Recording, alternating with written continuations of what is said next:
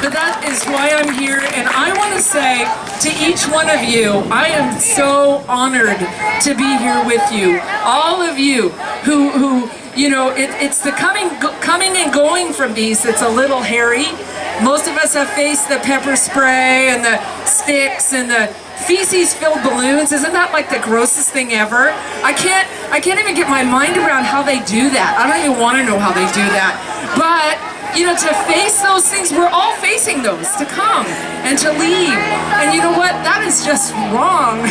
And if we don't stand up for it, if we don't stand up, you guys, we're gonna lose it. And so thank you so much. Thank you for your attention, and how awesome to actually get to speak without people shouting over us. Thank you, Jeff.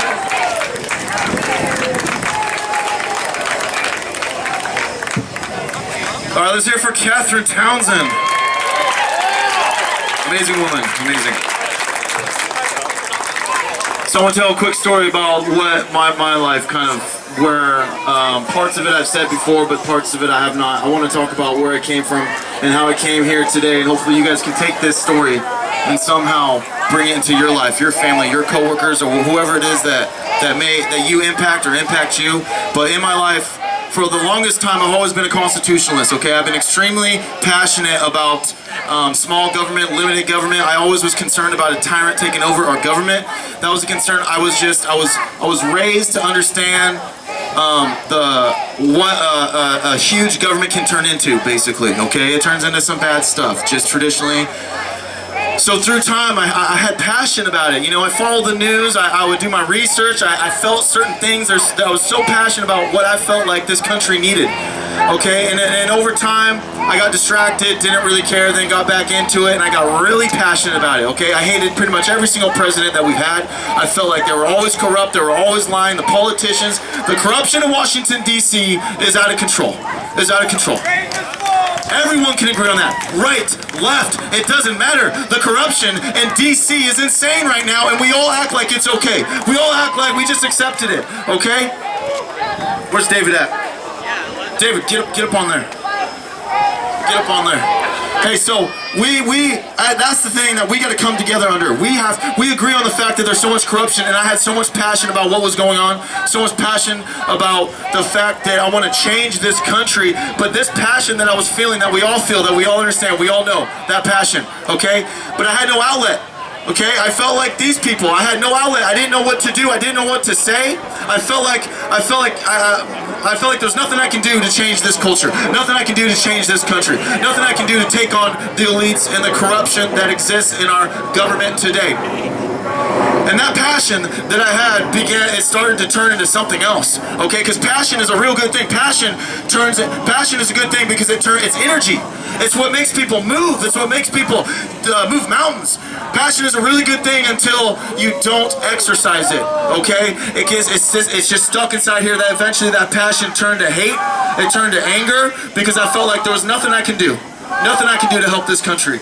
And eventually, over time, that hatred and anger started to build up. And I felt like since there's nothing I could do, I felt like this country was just going to go down. That's the way I looked at it. I'm sure a lot of you guys feel that way, right? You feel like this country is just going to burn. And that's the way it is. So that's when I started to become a prepper. I became a prepper. I bought all kinds of stuff that I probably never even needed, even if the Armageddon comes. And the thing about being a prepper, it's a good thing to prep, right, for your family. You know, if there's a natural disaster, it's good to have food, all that, water and everything. But it was getting to the point where I was like, we're gonna have to battle the government. We're gonna have to battle the neighbors or whatever. It was like it turned into a real prepper. I know there's some militia guys here, so I know they know what I'm talking about. But here's the problem with being a prepper. It's part of the strategy of being a prepper is to keep your head down, right? You keep your head down so you don't make too much noise, so you don't become a target. People don't know who you are. So instead of trying to stop the Armageddon, you just try to survive the Armageddon, okay? And there's tons of stories about that in the Bible. They show people, and that's what the enemy wants you to think. The enemy wants you to think that you can't do anything, that you have no impact on this country. That's done on purpose so that you just bunker down and you hide in your house and you don't do a damn thing for this country. And understand, that was pretty much where my life was going, in that direction. And how selfish is that? It's completely selfish. Just wanting to survive, but not wanting to thrive. Not wanting to help the country thrive. Okay, and then it was until one day. Okay, and these people were late with it. I don't mean to be disrespectful, but until one day it changed my life. It was last year during the summer. It was in San Jose. There was a Trump rally. Okay, and it's not political. It's not about Trump. It doesn't matter if it was a Hillary rally, a Bernie rally. These people left this rally and they were getting spat on, cussed at, yelled at, assaulted through the streets. A 15-year-old kid, maybe he's 18, I don't know. He looks like he's 15, a white skinny kid, running through the streets, running away from an entire mob right in front of the police. And that affected me in a way that I cannot even explain. It changed my life forever. It was an emotional moment for me because all of a sudden it hit me. It hit me that this has to stop. These people are dehumanizing others basically because they wanted to go see someone speak. Are you kidding me? They want to see someone speak. Someone who's running for the president of the United States. And like I said, if that was a Hillary Clinton rally and people were leaving there getting assaulted, I would have been equally as disgusted because that is not okay. So